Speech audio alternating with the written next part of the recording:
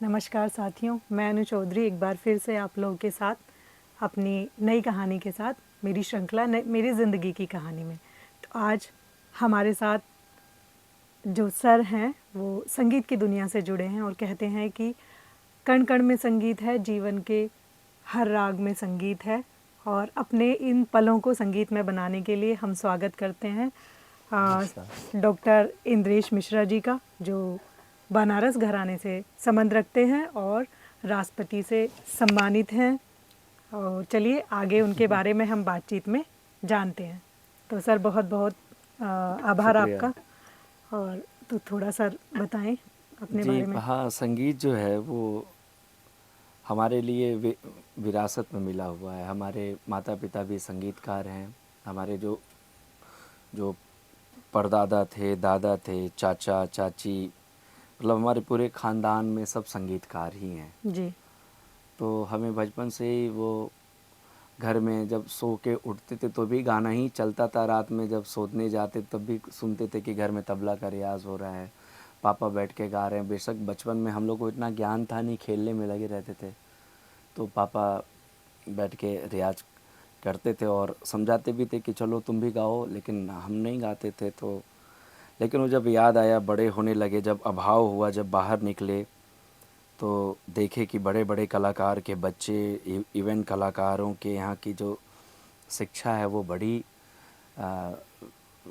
मेहनत वाली थी। तो हम तो किए नहीं थे बचपन में इतना मेहनत। 15 साल या 14 साल तक सिर्फ बैट बॉल खेलते थे छिप के। जी तो लेकिन ये है कि जब जैसे ही 12th कंप्लीट हुआ, अब क्या करना है समझ में आया। तो जी जी फिर ये समझ में आया कि हम संगीत के लिए ही बने हैं और कुछ हमसे होगा नहीं। इतने टेक्निकल नहीं है कि हम इंजीनियर या डॉक्टरी, या बिकॉज क्योंकि पापा एक संगीत अध्यापक हैं, जी तो वो हमें पढ़ा भी नहीं सकते थे इतना महंगी पढ़ाई। जी। तो हमें अल्टीमेट म्यूज़िक में ही आना पड़ा।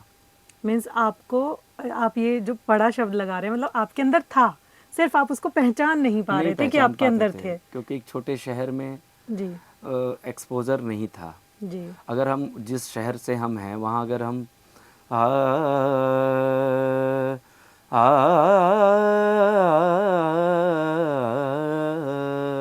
अगर आलाप लेते थे तो बच्चे हंसते थे चारों तरफ कि अरे ये तो नचनिया हैं, ऐसा वर्ड बोलते थे। तो हमें दिखता था कि नहीं, हमें नहीं करना है ये सब।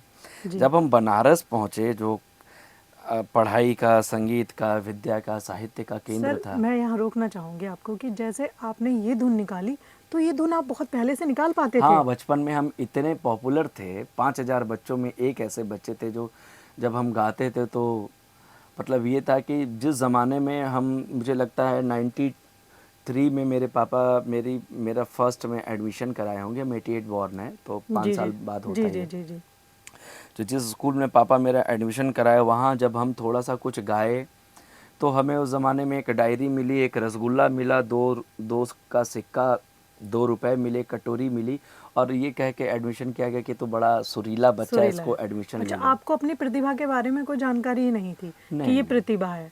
नहीं नहीं, वो तो 12th के बाद हुई, जब दिग्गजों के बीच और ये पहुँचे। आती रही परवरिश से, जो आप घर में देखते रहे, हाँ, ये तो खाने था के जैसे आपको मिलती रही, वो चीज़ें भाई, परोसी वो जाती रही हमारे तन मन में थी। रसा बस रहा था। बस आप बिल्कुल नहीं पहचान पाए पहचानते इसलिए नहीं थे कि माहौल नहीं कि था भाई। भागते पापा थे आप रात उन दिन चीज़ों से। समझा रहे हैं, रो रहे हैं कि हम कुछ नहीं कर पाए, कम से कम तुम गाओ, तुम्हारी आवाज़ अच्छी है, और हम उसको अवहेलना करके बैट बॉल छिप छिप के जाके मतलब खेलते आपने थे। उसकी इम्पोर्टेंस, उसकी जो महत्ता है, उसको पहचाना नहीं। लेकिन ये है कि जब ठोकरें खाते हैं, जब बड़े शहर में गए बनारस जी में, तो देखे कि एक से एक उस्ताद के बच्चे, एक से कलाकार के बच्चे बीएचयू में पढ़ने आए हैं। बनारस हिंदू यूनिवर्सिटी पढ़ाई जी का जी एक अच्छा केंद्र है। जी देखा कि छोटा बच्चा भी ऐसा गा रहा है कि दिल लूट ले रहा है। मैं कहा मुझे तो है, मेरे अंदर भी, मुझे इनसे भी ज़्यादा मेहनत करना होगा, तभी मैं सरवाइव कर पाऊँगा। जी सो मैंने अपनी यात्रा ऐसी बदली, ऐसी बदली, ऐसी बदली कि दिन को रात, रात को दिन नहीं समझा। मतलब 8-8 12-12 घंटे का रियाज़, ब्लड निकल आ रहा, गले से खून फेंक दे रहा है, इतना जी जी रियाज़ कर रहे हैं। और खाने की भी दिक्कत, भाई माँ बाप वहाँ थे नहीं, हॉस्टल में रह के गंगा के किनारे रियाज़ करना। जी जी। लेकिन और फिर उसके बाद गुरु की तलाश, कि एक अच्छे गुरु से सीखना बहुत ज़रूरी है। बिल्कुल ये बिल्कुल स्वयं से नहीं हो सकता है। बिल्कुल बिल्कुल। उसके लिए हमने चुनाव किया गुरु का। जो हमारे गुरु हैं वो पद्म विभूषण हैं, जी भारत सरकार ने उनको, और नरेंद्र मोदी जी के प्रस्तावक भी हैं वो। जी तो मैं उनके शरण में गया। वो भी 3 साल हमको भगाए, बोले कि ये सब लड़के हॉस्टल के हैं, ये सब संस्कारी नहीं है। चेहरा उस समय गरीबी भी थी, साइकिल से घूमते थे, तो आज जब जाएं उनके घर पे तो बड़े लोग थे, वो देखते ही हमें भगा दें कि बेटा बाद में आना, अभी मत आओ। ओहो, भाई कोई पहचान नहीं, कोई बैकअप नहीं, कोई जानकारी नहीं, और एक छोटे शहर से आके। हाँ, लेकिन ईश्वर ने एक लौ जलाया हुआ था मन में, कि करना जरूर है। कि तुम्हारा होगा, तगड़ा काम होगा, तुम अच्छा, चिंता मत करो, तुम लगे रहो बस। और वो प्रेरणा थी, हॉस्टल में बैठ के गंगा के किनारे रात में रियाज करना, लड़के सो रहे हैं, नहीं, सबको ये लड़के था कि कोई अगर पहचान ले, एक मौका देगे तो बस हम निकल आएंगे, तुम बिल्कुल तो एक कुंदन हो, मौका। तपोगे तो निखर जी, जाओगे। और मौका तो मिलना बस ही है। मौका मिलना था। वो विश्वनाथ जी जो हैं काशी जी में, जी ऐसी है कि काशी सीखने के केंद्र से बहुत अच्छी जगह जी है, विद्या अध्ययन के लिए, जी तपस्या के लिए। जी, और वहाँ का तपस्या किया हुआ व्यक्ति मात नहीं खाता है। परिवेश में है ताकत अरे तो है। बिल्कुल ताकत है। जी जहाँ बसे शंभु भवानी, जी जहाँ स्वयं विराजमान है, तो वो तो करेंगे ही काम। जी तो जी हमें बस वो 3 साल स्ट्रगल करना पड़ा बैचलर में। फिर एमए आते आते गुरु जी ने हमें स्वीकार कर लिया।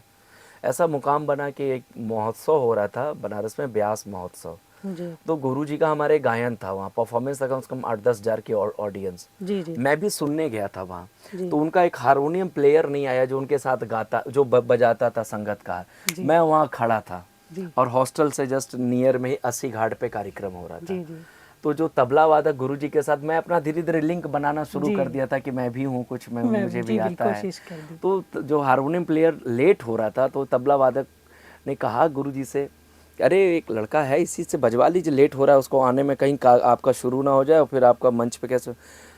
तो गुरु जी बड़े गुस्से में, क्रोध में देखे कि जाओ जाओ लेके आओ फटाफट, देखते हैं, नहीं तो अगर वो आ जाएगा तो फिर तुमको नहीं बैठने देंगे, ध्यान रखना तुम, चलो जाओ। अब गए, उतने में हमें लगा कि ये तकदीर ने मुझे मौका दिया। अगर आज हम जो, अगर गुरु के इसको नहीं प्रति जाने अपना देंगे। दिखा दिए तो जी मेरा कल्याण है, वरना जीवन बस स्ट्रगल ही है। जी जी गए फटाफट, 20 मिनट में हारमोनियम दौड़ के उधर से हाँफते हाँफते मंच के पास लाए। कहा गुरु जी हम बजा लेंगे, आप मुझे मौका दीजिए, आपके साथ मुझे संगत करना। और असल में गुरु को चुना जाता है। तो हम बचपन से माता पिता ने हमें उनका रिकॉर्डिंग सुनवा सुनवा के, कान में, हाथ में, मन में, कि हमें गुरु इन्हीं को बनाना आपको है, ये था कि यही जाना है मुझे। यही मेरे गुरु बनेंगे, और जी किसी को गुरु मैंने नहीं बनाया क्या बनारस बात में।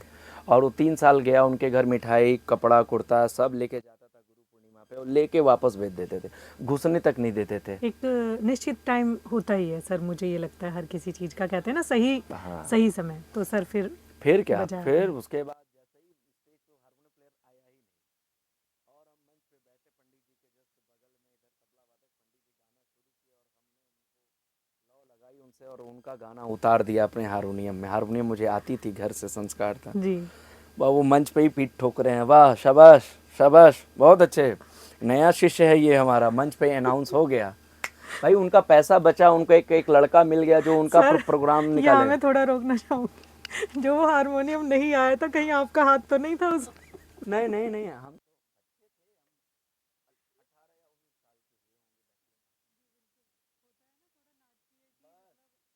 नहीं नहीं, वो प्रकृति बनाती है वो। फिर क्या, फिर प्रोग्राम के, जब प्रोग्राम हिट हो गया, उनका बड़ा अच्छा बजा, हमसे बज गया, जी तो तुरंत ही कह रहे हैं कि चलोगे, परसों दिल्ली चलना है, क्या चलोगे? बात। मैं कहा जी गुरुजी, मैं तो आपके चरणों में ही रहना चाहता हूँ, मुझे अपने चरण उस में समय आप क्या एक भाव बार। रहे होंगे सर आपके, यही जिसके भाव लिए थे आप जो, भागते रहे, और हाँ। वो एकदम से आपकी झोली में फिर आ वो जाए। ऐसा मिला कि फिर फ्लाइट की यात्रा, फिर नरेंद्र मोदी जी के यहाँ 2 बार, अमिताभ बच्चन के यहाँ, आमिर खान के शादी में, अच्छा, दिल्ली में तब शीला वो दीक्षित के आप यहाँ, साथ साथ सीखते रहे और उनके ये साथ चलता सीखते थे। रहा और उनके यात्रा। घर में फिर हम आगे, हॉस्टल छोड़ दिए। जी हम कहे गुरुजी हम आपको अकेले नहीं, हम चाहते हैं आपके घर में सेवा करना, आपका रात दिन कपड़ा धोना, आपके घर का मीन्स आप काम बिल्कुल करना। वो गुरुकुल वाले शिष्य बस बनना चाहते वो थे। कहे कि ठीक है, यहाँ आओ, होश में रहना, गलती मत करना, ये मत करना, वो मत करना, अगर अच्छे से रहोगे तो तुम्हें हम रख लेंगे। बस अपना हॉस्टल से 4 सामान उठाए, कुर्ता, तानपुरा, हारमोनियम, बर्तन सब लेके गुरुजी के घर। फिर जो उनकी सेवा किया हमने, खूब सेवा किया, उनसे पहले उठता था, उनके बाद सोता था। वही सिखाते थे कि भाई गुरु से कभी ये पहले नहीं जगत लगा है। कि भाई घर में होता तो ये नहीं करता, मतलब आपको नहीं, करना ही वो था? तोड़ देते थे, वो आपको खुद से अभिमान ही? तोड़ देते थे वो। जी रोज गाली देते थे, रोज हड़काते थे, रोज कभी लगा नहीं भाग जाऊं? हाँ, मन करता था, लेकिन ये भी ज्ञान था कि अगर भाग गया तो विद्या नहीं मिलेगी। अगर एक बचपन में मैंने कोटेशन याद किया था कि सुख चाहिए तो विद्या का अगर विद्या चाहिए तो सुख का परित्याग करो, और सुख चाहिए तो विद्या का अच्छा, परित्याग वो है करो। भी, विद्यार्थी को सुख नहीं और सुखी को विद्या हाँ, नहीं। ये बात इतनी अच्छी हमारे अंदर मन में बैठी थी कि हमें पता था कि अगर पंडित जी मुझे रोज, चाहे जिस टारगेट पे हम अगर कह दें कि दिन है तो दिन ठंडी में उठ के उनके घर की टंकी में घुस के ठंड उनका कुत्ता टहलाना, कुत्ते का लैट्रिन साफ करना, उनके बच्चों को स्कूल ले जाना, फिर अच्छा, ये अपना वो कॉलेज। कहते थे, आपका समर्पण भाव ही था कि नहीं, ये हम करना है? आ चुके थे, हमें पता था कि अब हम जाएंगे कहाँ। जी। अगर हम सेवा नहीं करेंगे ये तो मेरे पास कोई ऑप्शन नहीं है इसके अलावा। माँ बाप के पास जाएंगे तो हम आए थे क्यों, बनारस संगीत सीखने, और संगीत सीखना है तो आपको अपना समर्पण मिटाना पड़ेगा, मतलब खुद को मैं कुछ मिटा के नहीं। कोई चीज लेनी हाँ, पड़ेगी। ऐसे नहीं मिलता है। बिल्कुल। अगर अच्छी विद्या लेनी है तो मिटाना पड़ेगा को मिटाना अहंकार पड़ेगा। कि मैं कुछ हूँ, मेरा मतलब मैं भी अच्छे खानदान का हूँ।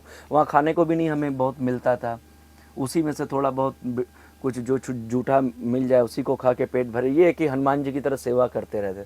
सुबह से गुरुजी पहले चप्पल साफ करेंगे गुरुजी का, फिर गाड़ी पोछेंगे, फिर गाय गोबर कर देती है दरवाजे के बाहर, उसको साफ करना है, फिर लैट्रिन बाथरूम साफ करना है, ये सब कपड़े। आपको करते करते पता ही नहीं चलता होगा कि आप कर रहे हैं, क्योंकि आपकी जो नजर है वो अर्जुन की तरह उस मछली की आंख पर थी। हाँ, यही था हमें कि उनसे बस मुझे लेना है। जो आपको मिल अब रहा ट्रेन था भी ये है। कुछ नहीं था सपोज उसके करिए कि सामने। मान लीजिए कभी हम लोग को ट्रेन से जाना है उनके साथ कार्यक्रम में, जी।